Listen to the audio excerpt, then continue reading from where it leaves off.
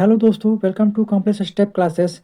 दोस्तों, आज हम लोग देखेंगे पॉलिटिकल साइंस के 20 इम्पोर्टेंट एमसीक्यू जो आज एग्ज़ाम से पहले एक बार देख कर जाएँ और रिवाइज करके जाएँ।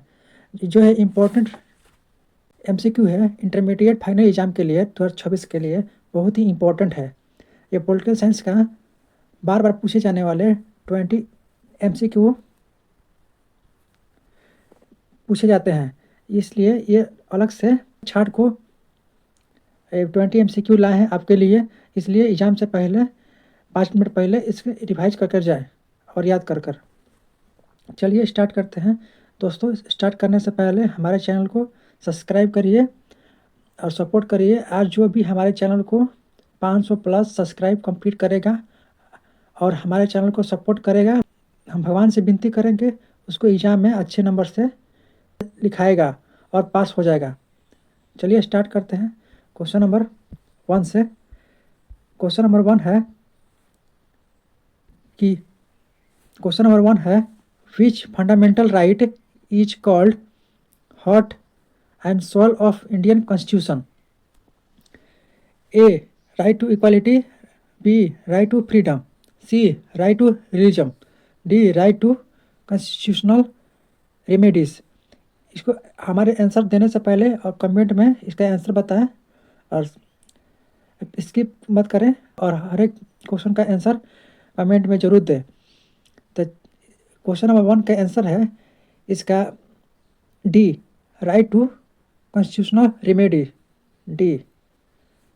नेक्स्ट क्वेश्चन है क्वेश्चन नंबर 2 कि how many fundamental duties are mentioned in Indian constitution?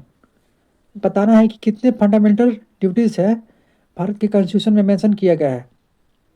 तो आप लोग पढ़े होंगे कि कितने कॉन्स्टिट्यूशन में फंडामेंटल ड्यूटीज़ दर्शाए गए हैं। इसका आंसर है सी, 11।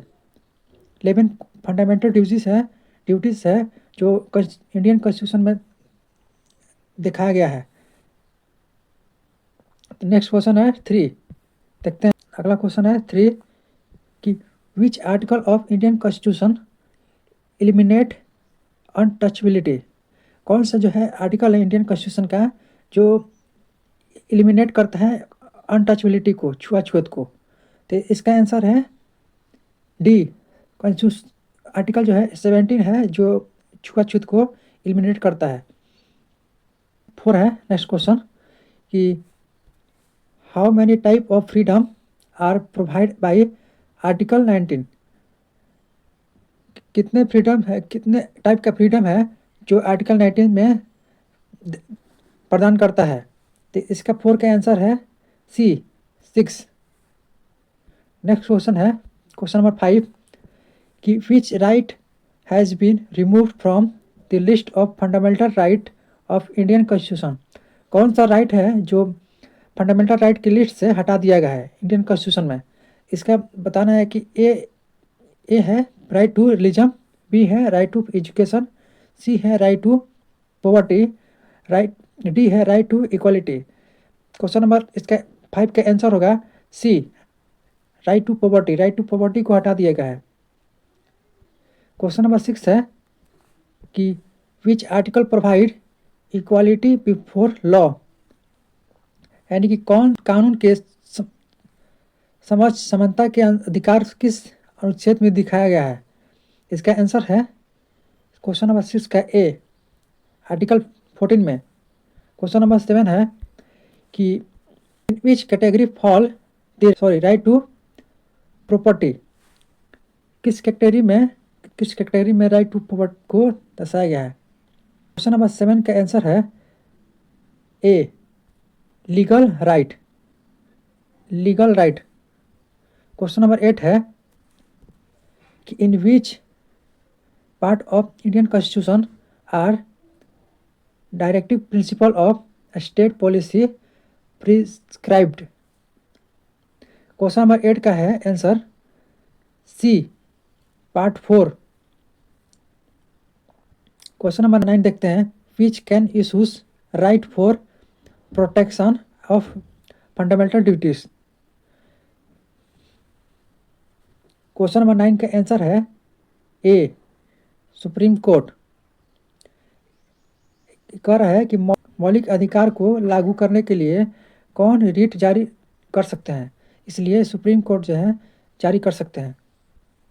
क्वेश्चन नंबर 10 है, मौलिक अधिकारों में संशोधन कौन कर सकता है? क्वेश्चन नंबर 10 का आंसर होगा सी संसद।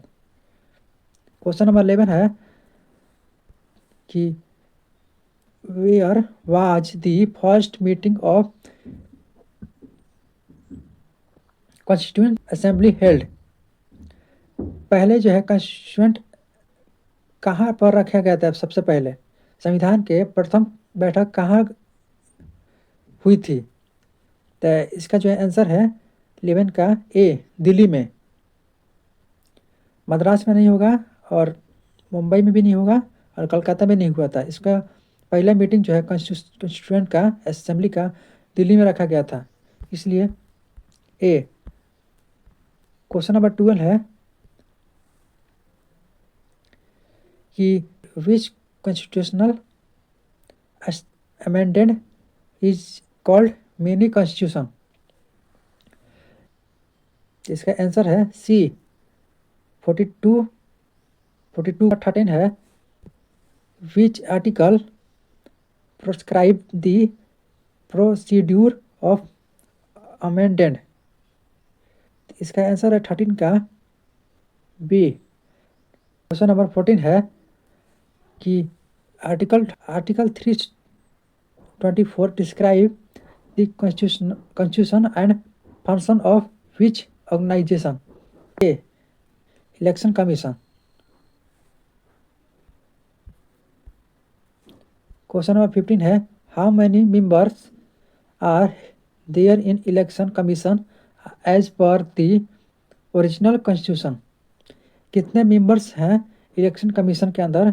जो कॉन्स्टिट्यूशन के अनुसार कितने मेंबर्स हैं इलेक्शन कमीशन में? तो 15 का आंसर होगा ए 1। क्वेश्चन नंबर 16 है कि who is the head of the state? राज्य के कौन मुख्य है? 16 का आंसर होगा बी प्रेसिडेंट। क्वेश्चन नंबर 17 है, under which article president rule can be imposed in state?